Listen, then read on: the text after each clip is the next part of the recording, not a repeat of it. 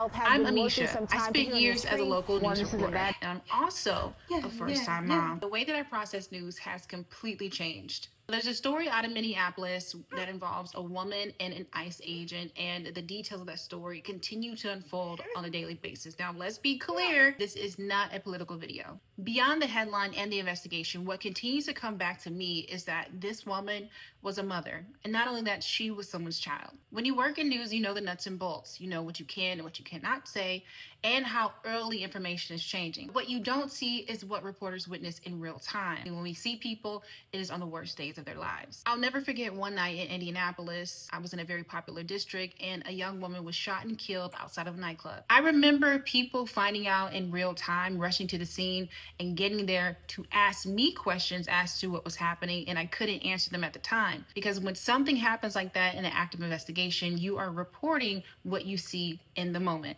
I was in between live shots when the mother arrived, and the sound that came out of her mouth, I will never forget. It was a belt or a wail that came from the depths of her soul. In this particular situation, the police had blocked off the scene where the body was, and the mother had no access or any way of getting to her daughter, which anyone could imagine is extremely traumatizing. A mother's cry is not just any cry. It's something that you will never forget, and I've heard it more times than I'd like to count. I've always had a level of empathy as a reporter, but now that I'm a mother, it's even heightened. One of the reasons why I decided to step away from daily news is because I couldn't handle that anymore.